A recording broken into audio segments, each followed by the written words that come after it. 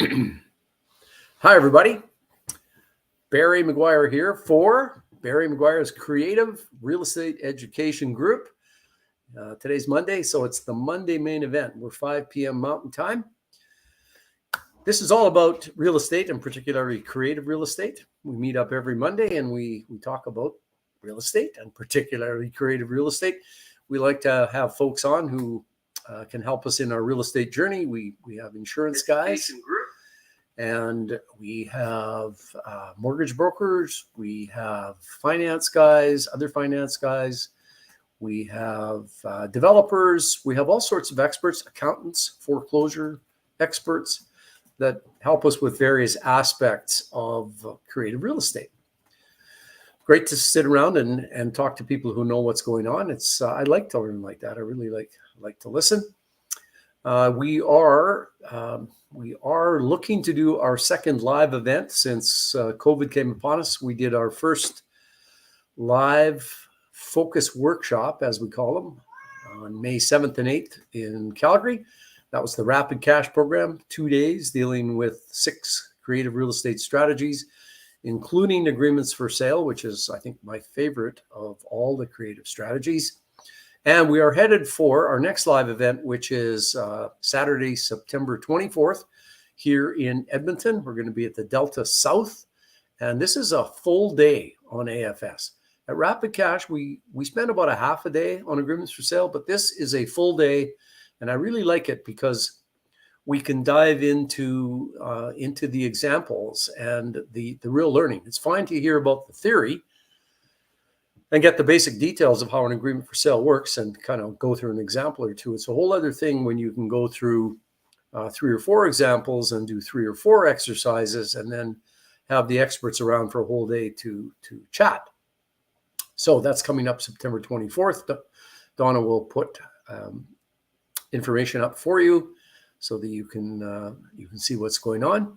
It'll be in the chat. All right, so today I am really, really pleased to have on Dan Kayer. Dan has got a really, really interesting story to tell us. It's a story about how he purchased his dream home using an agreement for sale. So lots of us are looking to buy investment properties, and that's great. But Dan used the agreement for sale strategy and another creative real estate strategy to buy his dream home. And we're going to go through who Dan is and how he employed creative real estate strategies to have one of the best views in the whole countryside. So without further ado, let's bring on Dan Kayer, and we're going to introduce him and get started. And there he is. Hey, everybody. Hey, Barry, how are you doing? We're doing fine. Thank you very much. Thanks for showing up on short notice to talk about this, talk about your situation. So before we get going, I really think it's always interesting for people to hear our guest's story, where they were born, school, what they've done for jobs, which leads into where you were at when we start our creative real estate story. So give us your background so people know who Dan Kayer is. Hey, that's great.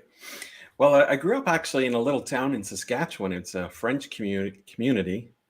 So my first name is actually Gilles. So nobody in Alberta can say Gilles. They say Gillis and Giles. So I thought I'll make it simple and I'll go with Daniel because Daniel's my middle name. Then somebody called me on the telephone and said, "Is Danielle there?" So I went, "Well, geez, I'm just going to go with Dan because you can't screw Dan up." It's like, yeah, this little town, it was called Willow Bunch. And in fact, we were just there for its 152nd anniversary. Wow. So the town actually was incorporated just, I think, like a year after Canada was. Lots of Métis heritage there. So it's a big French community settlement that came from Quebec. And so 95% of my classes in school were French. The only class that was in English was English class. But of course, after school and before school and with all friends, we always spoke English. So I grew up bilingual. Now, my French has kind of escaped a little bit because my parents speak French to me all the time and I answer them in English. And they always said I should keep up with my French, but I was stubborn and said, no way, nobody likes French anyway. So, so anyway, I'll tell you a little story. I grew up in this little town. I'll just share with you kind of the store, if I can.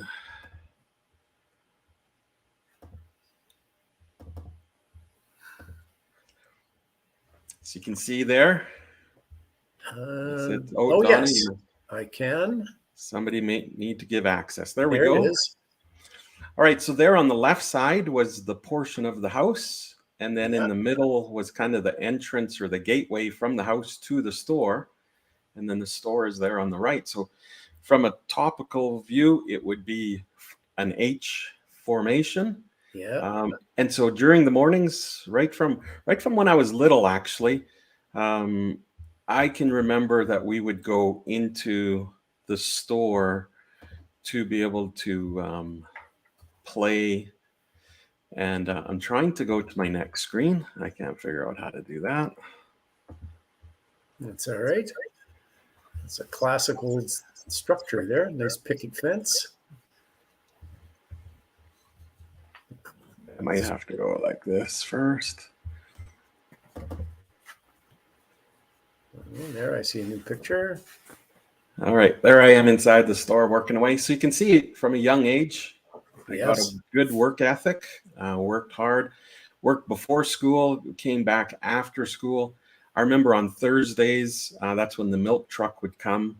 And if we helped the milk guy, he would always give us a Vico. And most people don't know what a Vico is, but in Saskatchewan, for whatever reason, that's what you call chocolate milk. It's a Vico.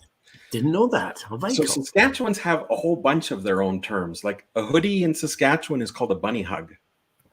And so there's multiple lingo like that, and only in Saskatchewan for some reason. That's quite funny. So that was kind of our routine before school and after school. And I remember my parents gave me the opportunity to join hockey when I was really young, probably at about age 5. And I really enjoyed it. I remember the first time I went to hockey, the coach asked if anybody wanted to play goal. And I put up my hand and I said, I do. And had no experience, of course, and went into goal. And we lost our very first game, 6-5, against Ogama, Saskatchewan.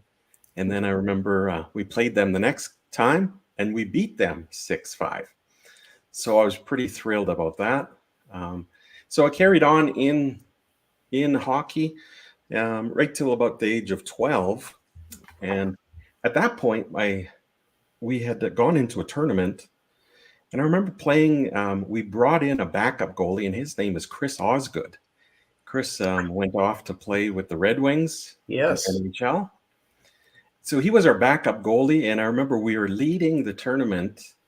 And I had a shutout in the very last game. And the coach came to me in the last period and he said, Gilles, we need to put Chris into goal because he was good enough to come and be our backup, but he hasn't had any ice time. We're doing good. We're winning. So I'm going to put him in goal. And I was pissed. I was mad. I was like, come on, coach. And he said, no, it's the right thing to do just to thank Chris. And I remember Chris let 2 goals in. And I was like, oh, he wrecked my shutout. Oh. We still won the tournament, but my claim to fame is I should have gone on to play again. If Chris was your backup, you were probably a good goaltender. So now, when did you move away from that small Saskatchewan town and start on your life journey? Yeah, we moved away from there in 1982. And from that time, that's actually when my dad said to me that he couldn't put me into hockey anymore. And I was like, why not? And he said, oh, it's just too expensive. And he told me it was $150 a year. And I remember thinking as a 13 or 14-year-old thinking, wow, that is a lot of money. Yeah. So I couldn't go into hockey anymore. And I remember thinking to myself at that point, it was instrumental. And I remember thinking, I will never let that happen to my kids. I will never put myself in that situation where I can't let my kids have that dream. And so from there, I began, I guess, in the construction world, began with homes. I remember building my first shed when I was about 15 years old. When I was 16 years old, I bought my first mobile home. I bought it from a church. They were using it as a Sunday school classroom, and I turned it around, made a few modifications in it. Didn't spend too much money, but I spent more time on it. And then another church came by and said, "Oh, we've been looking for a classroom like that. Could we buy it from you?" And I said, "No, it's not for sale." And they said, "Well, we'll pay you whatever you want for it within reason." So I bought it for $3,500, and I said to them, "Okay, well, I'll sell it for $7,000." And they jumped on and said, "Okay." And I remember thinking, I can't believe I made over $3,000 cash just within 3 months like this. I thought, wow, like this is golden, you know? And so it starts. And so it That's starts. that's when it started, is right. So from that point, I then um, purchased my first home when I was 18. This is 53 Amherst Street in Irvine, Alberta, just outside of Medicine Hat. Yeah. And I bought it for $12,000. And back then, I didn't know that there was actual creative strategies to finance, but I did it. I paid $12,000 for this. The bank would only give me $8,000. So, and I only had $500 at the time. So I remember I asked a family friend who's a dentist if he would lend me money, and he lent me $1,500. So I was still shy $2,000. So I asked the vendor to do a vendor financing for me, and I remember it was something like $98 for something like 4 or 5 years, so $98 a month. And so that was how I got my first house like this. First house. And then I turned that house into a rental when we moved away from there and we moved to Alberta, or to Lethbridge, Alberta. And then I continued on in construction. I continued on got into sales and being a realtor. And so then that was my first experience at becoming a landlord, because I couldn't just leave it empty. I had put it for sale, but it didn't sell. So I thought, well, I'll put renters in there. So I was forced to become a landlord for the first time in my life. So I was only about 22 years old at this time. And then, so I was working for money, exchanging time for money all of this time. And I remember, man, there's got to be a better way. Like, I remember some of those things that I had done. I had bought and sold things, and I kept coming back to that. And one thing that changed my life was in 2012, or pardon me, in 2001, I read Rich Dad, Poor Dad. And that really opened my eyes and changed how I viewed working, and changed how I viewed loans and payments and getting a raise and the whole rat race thing. And so from then I really wanted to start acquiring properties. And then I began to just get a few single family homes. But I hated having so many roofs and so many yards and so many tenants scattered throughout. And I remember thinking or reading as I got educated about multifamily, and I thought, man, that's probably what I want, because I could have like 6 units under one roof and just go there to that one building. And now I don't have to, keep rebuilding these roofs, rebuilding all these yards that tenants destroy and this and that. So that was a game changer for me. I remember I had a Camaro, and it was a brand new Camaro when they first came out, and I had a loan on it. And it was that loan that was keeping me from my TDSR, my service debt ratio, to be able to qualify for a mortgage on sixplex. Because the sixplex is somewhat still considered, some banks consider it a commercial, and some banks consider it a residential mortgage. So I went through RBC, and they do consider it a residential mortgage. So they use your total debt service ratio in their calculations. So I remember sacrificing and saying, you know what, if it means that I sacrifice having this car, but I can have a sixplex, I'm going to do that. And so I did that. And so that began my multifamily investing career. I'm going to kind of jump ahead to when I bought an apartment building, and then that really gave me lots of leaps in my career. Okay. I remember being down in Nashville, Tennessee. I was at a ClickFunnels event. They have they do digital marketing, and I was there for their Funnel Hacking Live. And I got back to my room around 1 a.m. And I remember just scrolling Facebook a little bit before I fell asleep, and I came across a realtor's ad. Sorry, I'm going to do a screen share again here. Forgot to.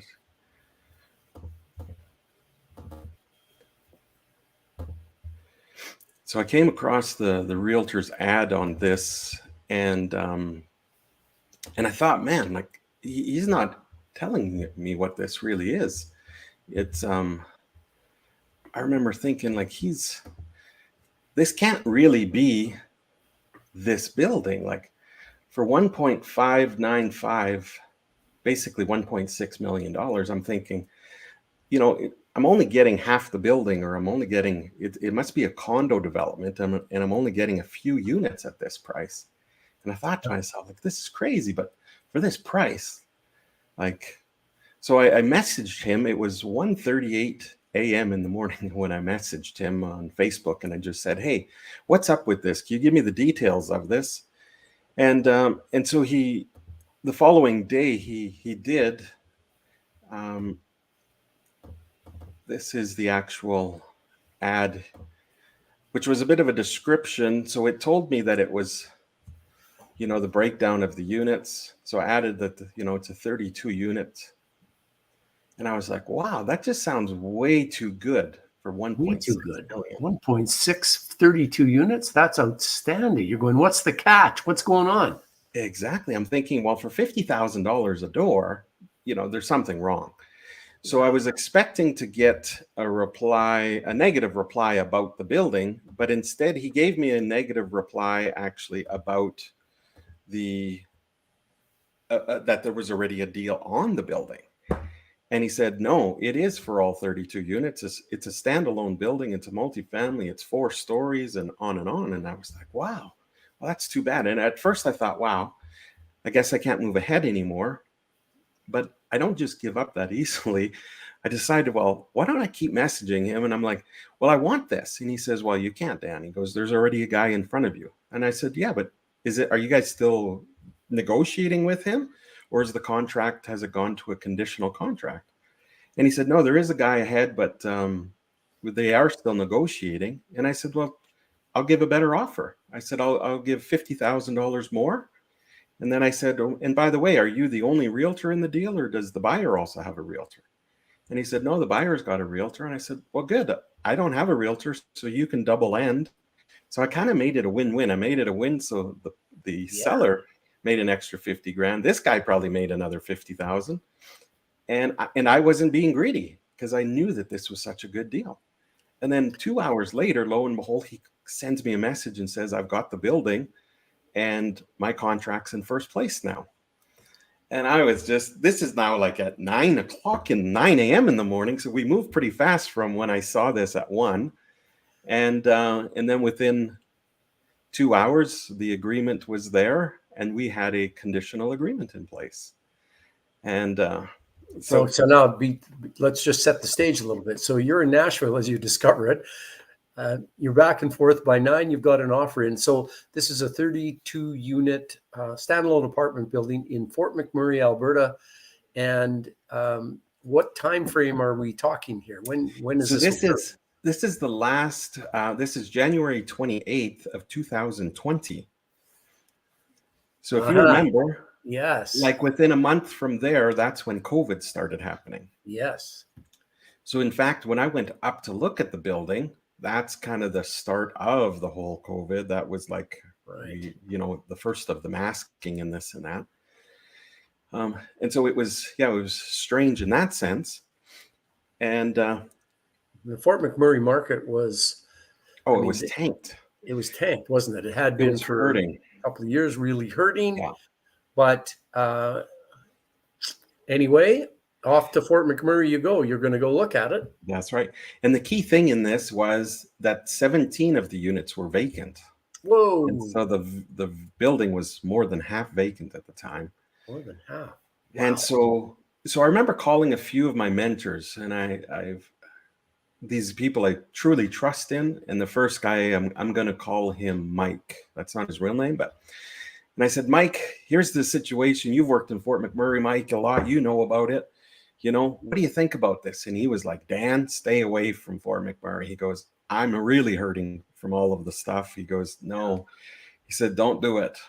And I remember thinking, oh, that's kind of terrible. I wasn't expecting. And I even gave him the numbers and stuff. And he said, no, don't. So then I reached out to another mentor. And this mentor actually did a podcast.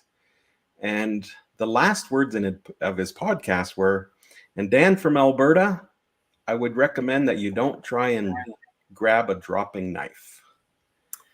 Classic advice. And I was like, wow, both these guys who are, they're the people that I aspire to be when I grow up. Like these guys are in the hundreds of millions, Mhm.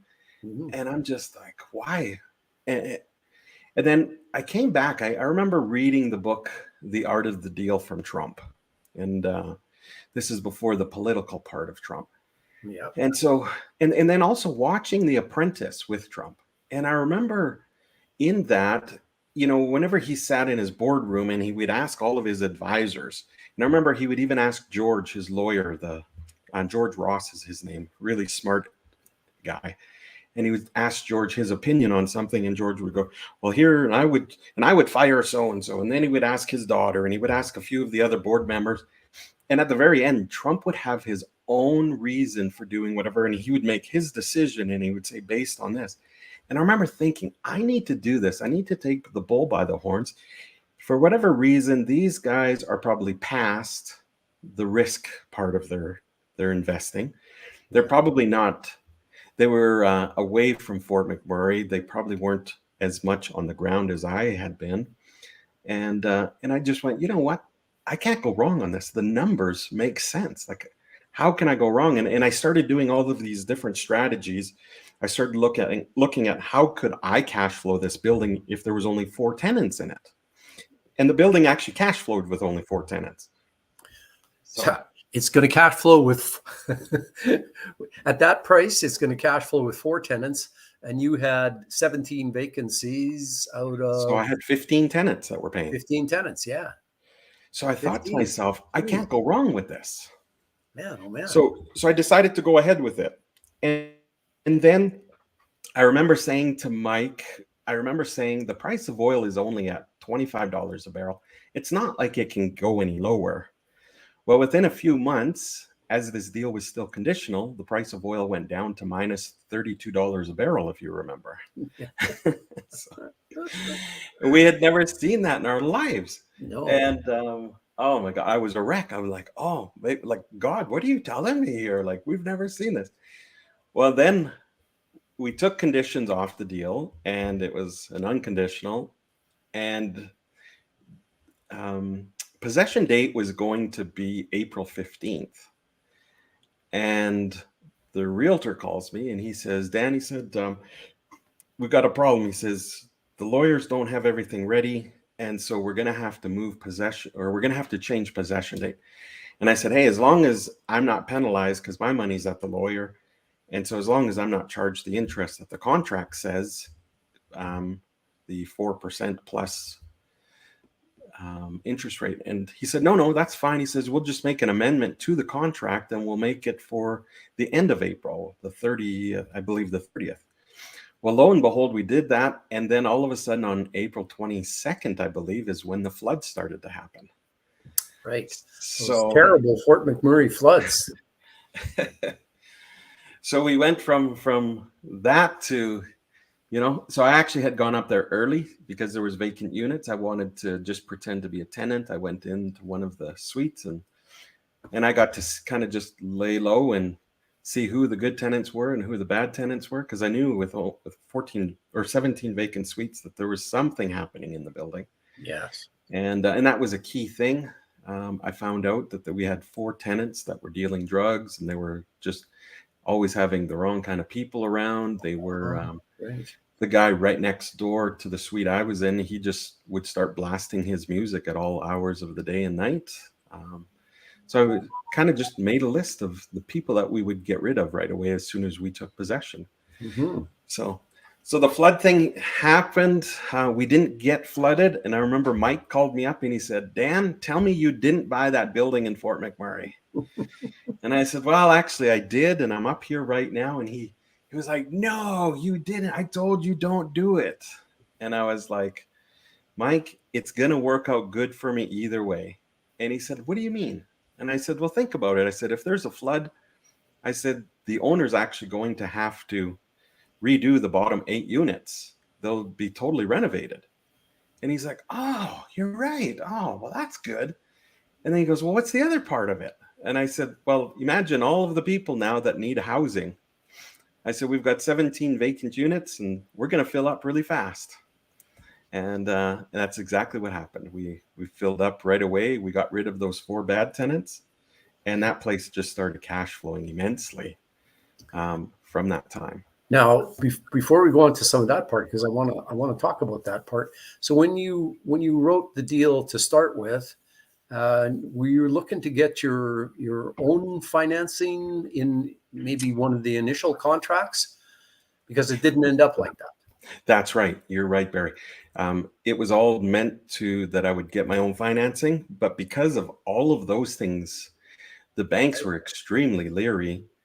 And so I actually, by that time, I had developed a relationship with the seller. And then I asked him if he would consider doing some vendor financing.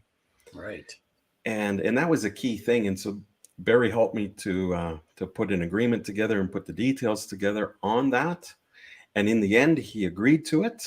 And it's worked out very well. I think it actually began, like it was really a win-win for him. It was a win-win for me, for all of us.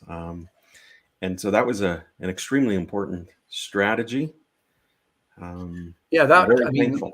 We understand. I mean, Fort McMurray was doing so bad financially. They've had fires, they've got floods, the banks are edgy. And I mean, you're starting on this in January, looking to close in April. So you had a bit of time to get to meet the seller. And it's a good thing the first words out of your mouth in January weren't, will you carry the financing? Because you wouldn't have that deal if that's how you set it up. I mean, we all recognize that relationships are important, and over time, he got to know you a little bit, and I guess he probably got to believe in your vision for the building. Did they own it for a long time? Were they long-time owners? They did. They had owned it for many years. Yeah. Okay, it's kind of their baby. So it really was, and they didn't have any liability on it. They didn't have a mortgage on it at all. So. And what did you have to do? Did you have to do anything to the property to get those 17 vacant ones done, plus ready to rent, plus the ones where you evicted people? Did it need work? And if so, how did you get that part done? Yeah, one of the things that I did right away is I brought my son up. He was working a different job, and I made it a win for him as well. And I said, here, like if you go in and you do this, you manage it, of course, I'll teach you and I'll help you. And so he was a live-in manager as well. So we really made the building quiet. All of the good tenants, who actually quite a few of them had talked about leaving because they were tired of all the riffraff in there. They ended up staying. And then as far as we basically just started cleaning up the building a lot. It was in quite good shape for its year. There was a number of units that we went in and we did some work, basically flooring, painting, different things, cabinets. And so it wasn't extremely costly. We did things that were just smart.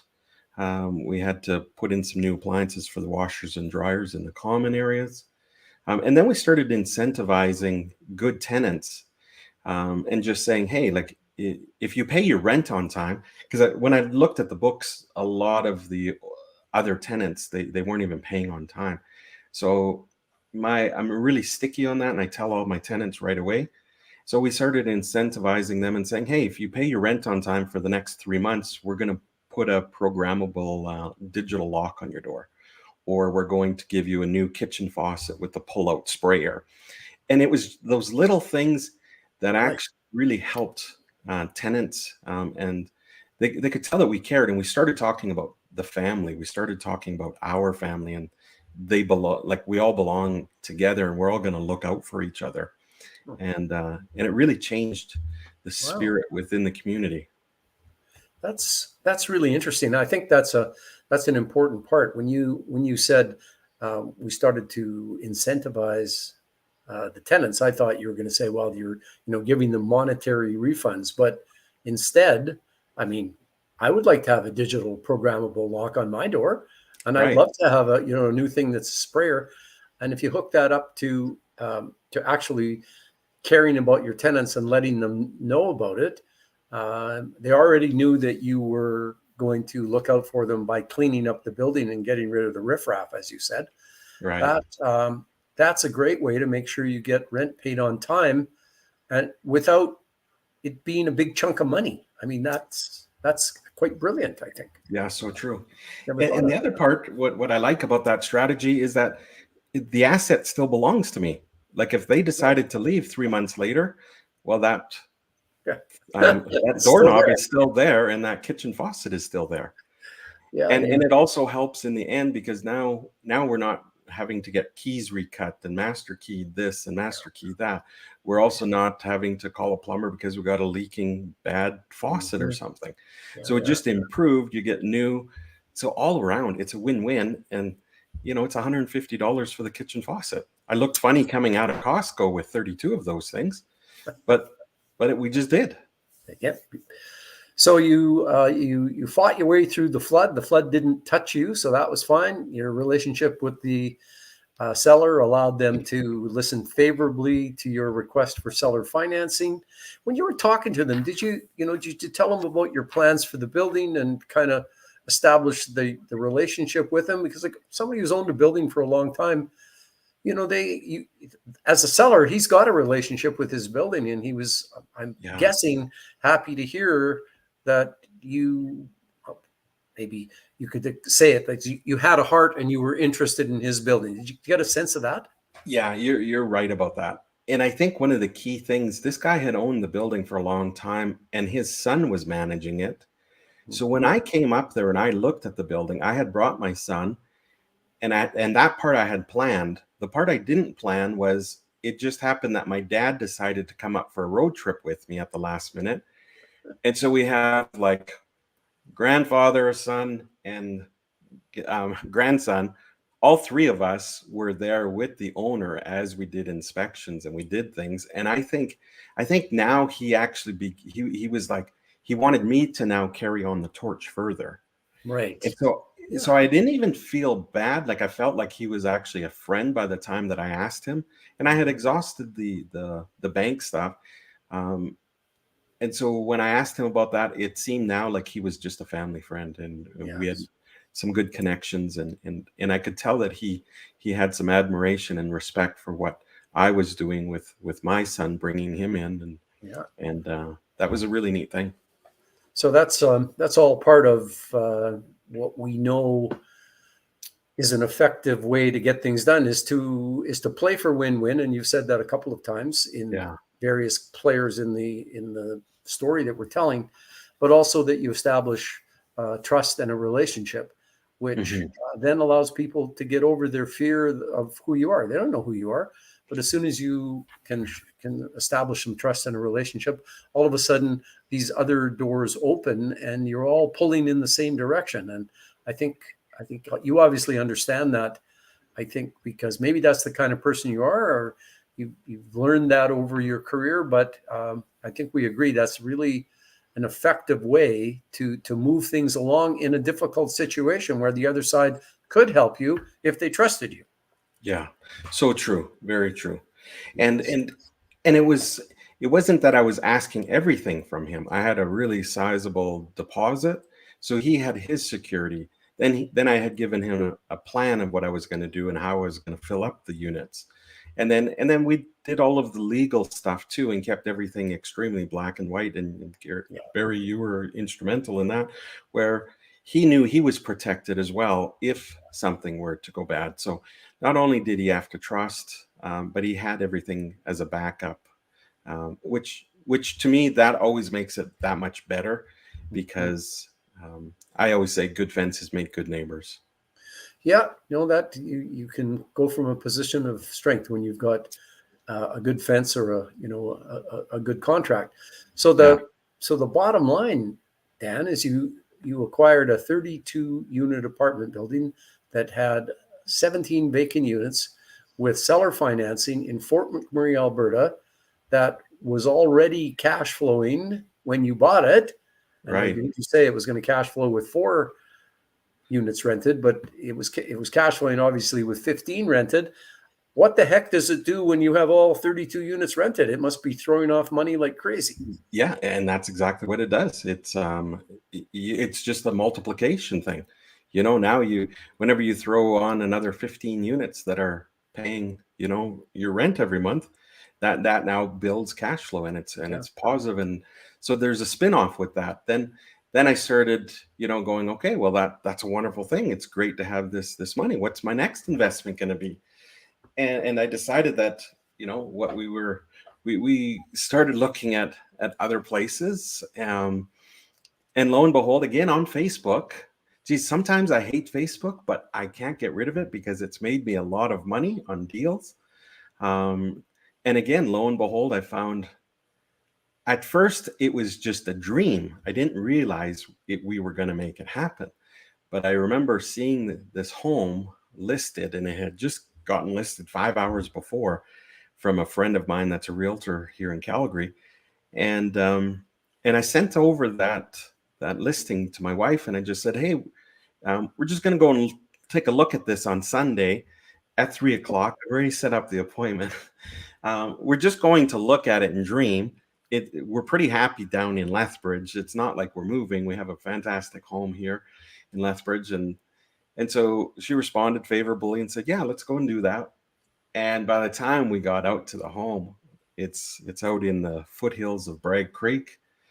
And I tell you, you're just coming up the driveway and all the trees and the wildlife, and then the home. Oh my goodness. So that the person that was selling the home, he was retiring, and he had put in a whole bunch of like $300,000 worth of home automation and lighting.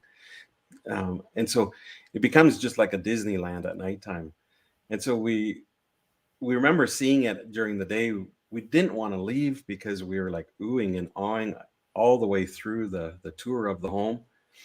And then at the very end, we were like, "Well, can we come and see it at night? We've seen pictures of it at night, and it looks amazing. And we see all of the lights, but we want to see the effect of it at nighttime." And so he set it up with those guys that we come back. So we came back at 9 o'clock at night, and Liz and I were just like beside ourselves. We didn't want to leave again. And it was just something out of a magazine, we felt. And this dream now began, like, how can we do this? And I started asking myself that question, like, what can we do to make this happen? And So this is a very high end home in Bragg Creek. yes, correct. It's not just your basic acreage. It's a high end home. If you spent 300,000 on automation, home automation, that it's a high end home. It's a pretty high end home. Absolutely. Yeah. It really is. Yeah. Yeah. It's got all the bells and whistles. Like the beer fridge in here is bigger than my fridge at my old home. And that's just the beer fridge. And then there's 3 wine fridges. And like it just goes on and on. There, everything is just, the word is opulent. That's what comes to my mind. Yeah. And so we just were like, yeah, let's make this happen. And so I remember going back home and we talked about it all the way from, because it's about a 2.5 hour drive home. we talked about it, and we were both convinced that, yeah, this would be a great next move for us. And so then we decided, okay, so the next day at 11 a.m., we put in an offer. And at first, it was kind of the same way. I was like, well, the bank is going to be favorable because, I've got cash flow from a lot of different assets. Things, should work out fine on the financing portion of it. And so we set it up that it was going to be a regular purchase. And we put in that offer and we negotiated back and forth. And then it was kind of the same thing. We were still in COVID, and the banks didn't want to pay or finance deals on high-end home like this. Yeah. And it was either going to be that I would have to do like 50% down payment or something crazy. And so it was just like, well, how can we make this happen? So I remember at one point I was hearing, and I think it was on some of these, I had heard you talk about an AFS. And I was confused. I was like, what is this even? And I remember reaching out to you guys and just saying, I wanted to learn about this.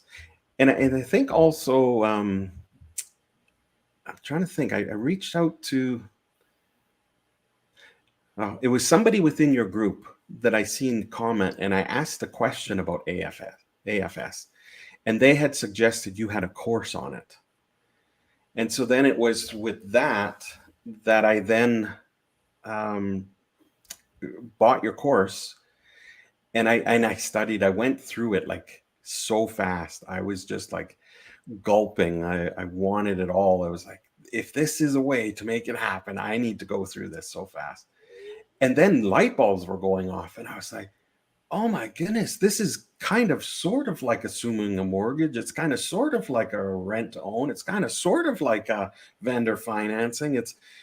But it's not any one of those things. It's similar. And then I was like, I think that this is probably a way I can make this Bright Creek house happen. And so then again, during that time, then the seller had reached out to me on LinkedIn. And you're not really supposed to do that. Really offended when buyers and sellers start talking behind their backs. And Yes. And so again, we started, this relationship, to just communicating back and forth. She was asking how things were going. And at some point, I think she told her realtor that I had contacted her. And then my realtor was pissed at me. And I'm like, no, just so you know, she was technically the one that reached out to me, but I did reply to her. And we began this relationship of just talking. And then I told them that we were having troubles with the bank.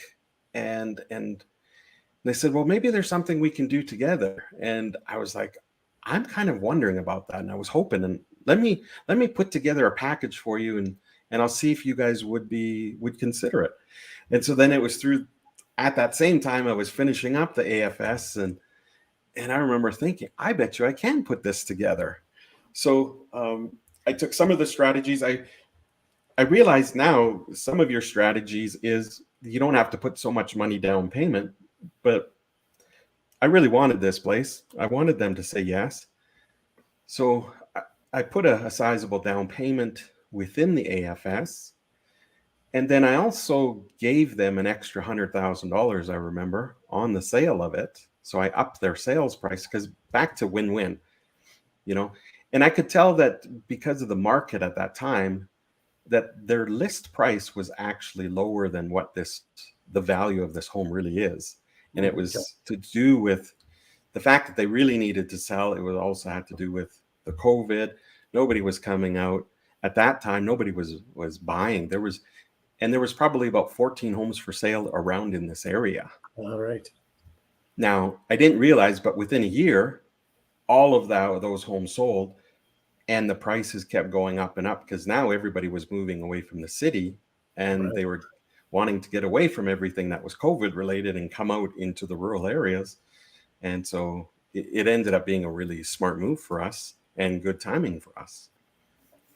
So the you put together the offer. You and I worked on that offer together, and particularly the financing schedule for the offer. And they had their own lawyers in Calgary, I recall.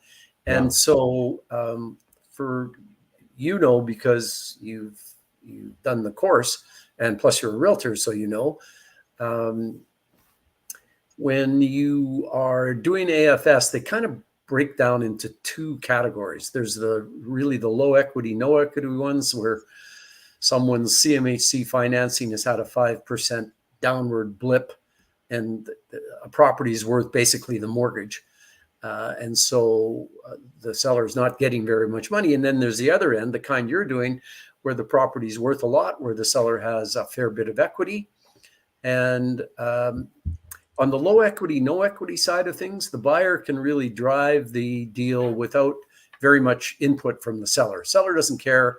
You write up your contract, you do your financing schedule, and I put together the big AFS document. Nobody argues.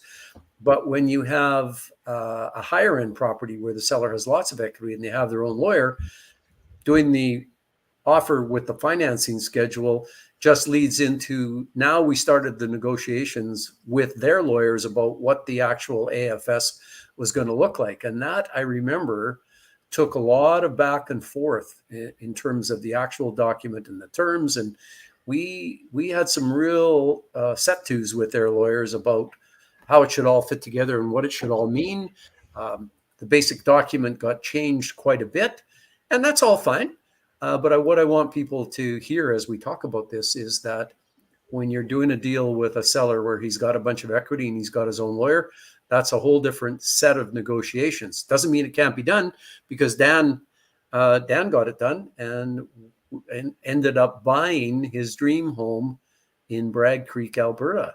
And that did take quite a while. I remember it was 2 or 3 weeks of going back and forth and a little frustration on both sides at points, but it was in the end pretty cooperative. And I think the seller felt that what you were offering up, with giving him $100,000 more than he was asking, and being so enthused about it, that it really was a win-win. I think that kind of drove it, just like the Fort McMurray property, the relationship, and the other side believing that you're a real person who's trying to do the right thing and not someone who's just trying to take it all away from them. Yeah, you're right about that.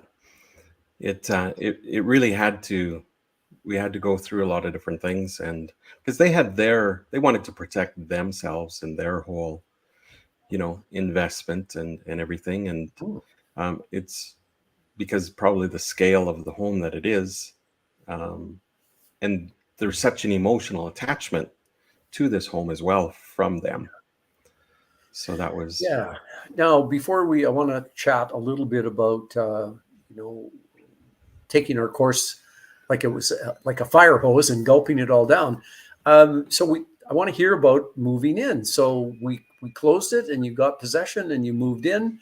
And I was just going to say, just allow me to share my screen again here. Yes, let's have a screen. This is, we talked about this being the dream home. So I have a couple pictures here to show you. Wow. My goodness. So is this at night with lights on? And yeah, this is kind of just at dusk here. Yeah. And so all of the lights basically change colors. We can do blues and reds and kind of this purpley like this. One of our favorite is kind of a teal color.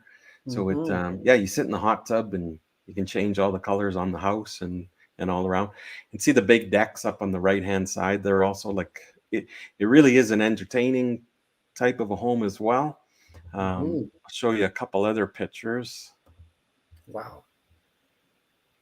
That is a beautiful home. So as you're doing that, folks that are listening, an agreement for sale is good for more than buying investment properties. Look at this. Yeah, this is buying a dream house. It is so lovely. And it's really, really, I have a sense of how these kinds of homes should look for my taste. And man, this suits me to a T. And I guess it's suiting you and your family as well. Yeah.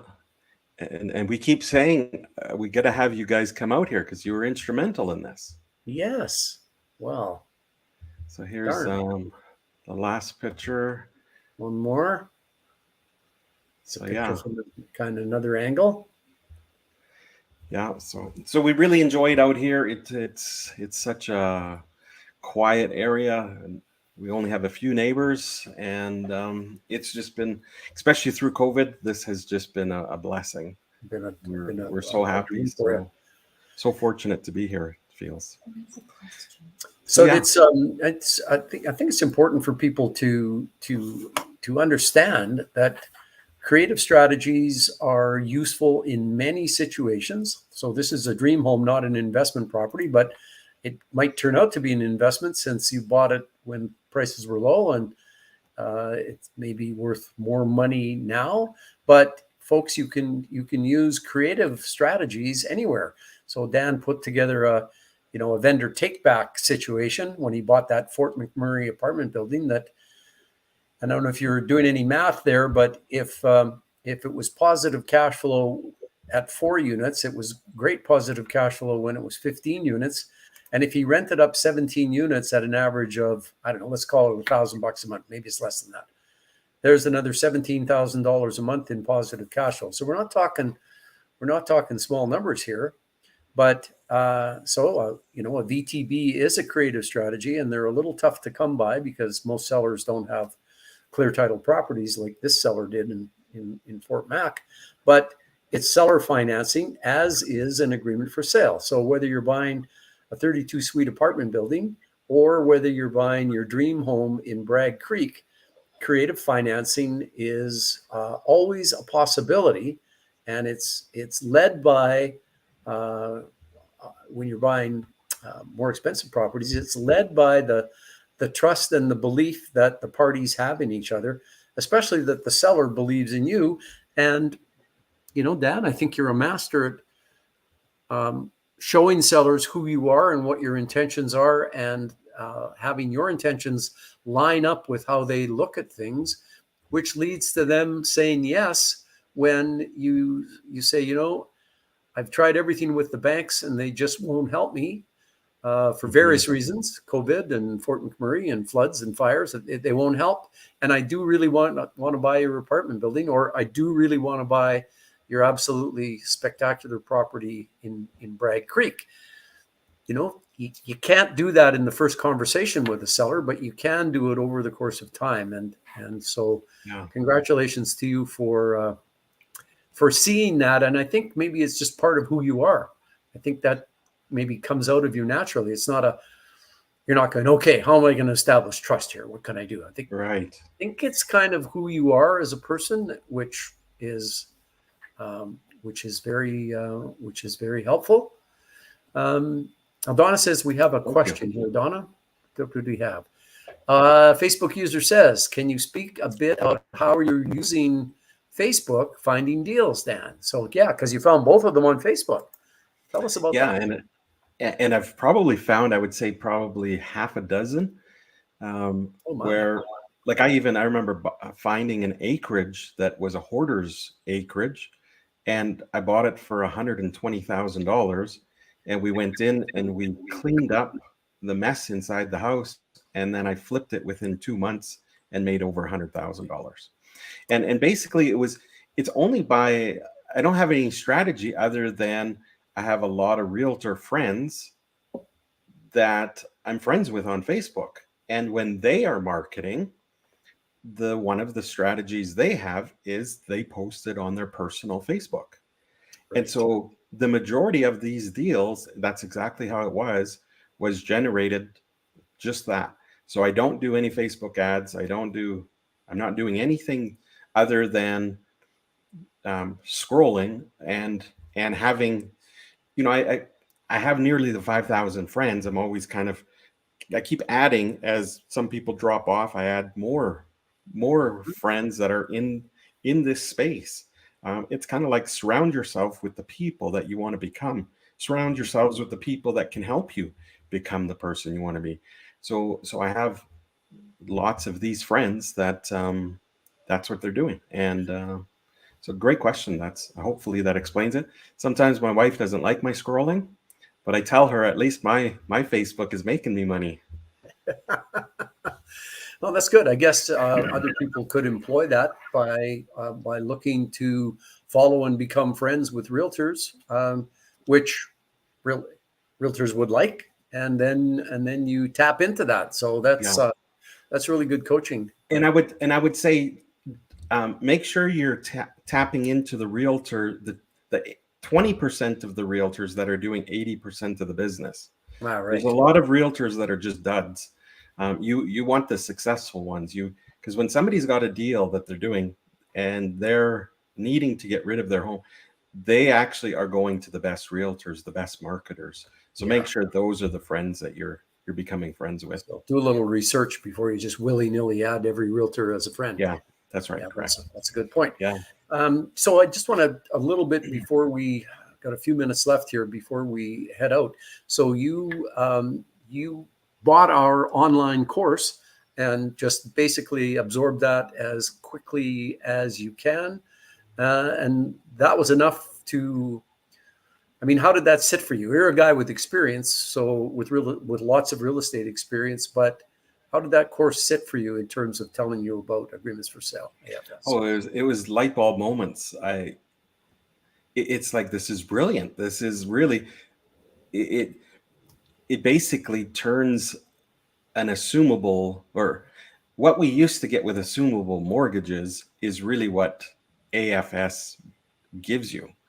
Yeah, Um, at the end of the day, you want the property, you want the financing to go with it, and that's really what the AFS does. yeah.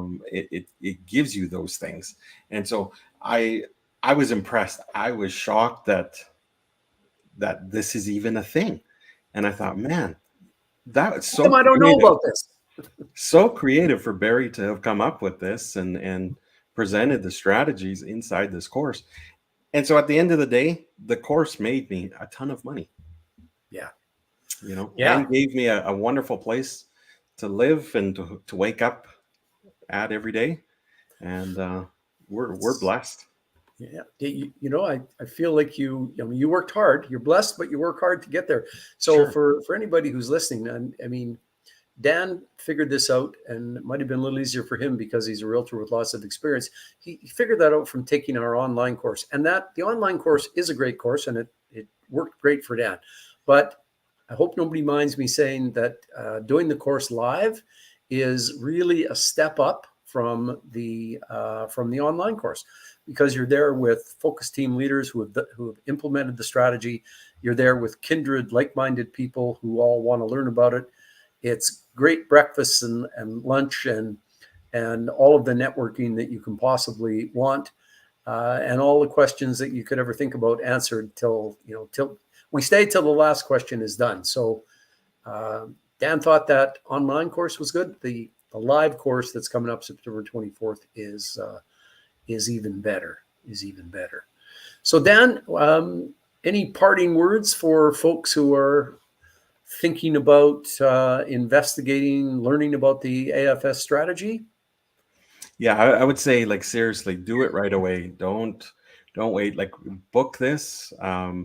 If I can learn from this, anybody can. Like, it will Oh, come on. just increase your knowledge. I'm serious. Like, Yeah. it's a wonderful course. Do it. All you need is one deal, and you've already paid off this thing. So I call it investing, and I usually invest about $30,000 into my, like, per year, into Dan Kayer, Yeah. for my mindset and my growth and everything. And that's Yes. how I viewed this. I viewed this course, and it's really just pennies, this course, Yeah. compared to what I got. Comparatively, it is not expensive. Yeah, For right. someone who's spending 30,000, you must have at the end of it went, wow, that was worthwhile. Yeah, it totally was. All right, well, let's finish with something that really is the cherry on top of the ice cream sundae here. So you and your wife have decided that you are going Oh, to do what with your lives, and these things that we talked about, the apartment and your yeah. home, have allowed you to think about doing what? What are you going to do? Well, we're actually going to start traveling all throughout North America. We bought ourselves a motorhome, and it's like a big ass motorhome. It's like a Yeah, Greyhound bus, and we're going to just start doing that. So already, I think October 15th is our maiden voyage. We're going to go down Portland, Oregon coast, and then we're going to go into Moab and then Arizona. So we plan to be doing that for 2 or 3 months. Then we're going to have some Christmas, hopefully in the Philippines. And then we're going to come back and continue our voyaging throughout North America. Expand your horizons and see the world. Yeah, that's well, right. Dan, thanks. Thank you very much for coming on. I love this story. It's so great. It's so just it's all good, right from start to finish. And Thanks, it's Barry. certainly not all because you learned about agreements for sale. It's a reflection of you and your hard work over your life and your career and your ability to take opportunities and grab them and run with them in the face of mentors being naysayers, which sometimes they are. So thanks a lot for coming on and telling people about it. And still going to come and try and see you in Bragg Creek one of these times. That would be great. And we'd love that. Stay in touch as you're on the road. Dispatches from your travels will make people move a little harder on their own investment lives and careers if they see what you can do and what. That's right. All right. Thanks for having me on here, Barry. Excellent. Donna, anything else? No. All right, Dan. All right. We'll say good night. Thanks again for coming on. You're very welcome. Have a good night, you guys. All right. Thanks, everyone. Bye now. Bye-bye.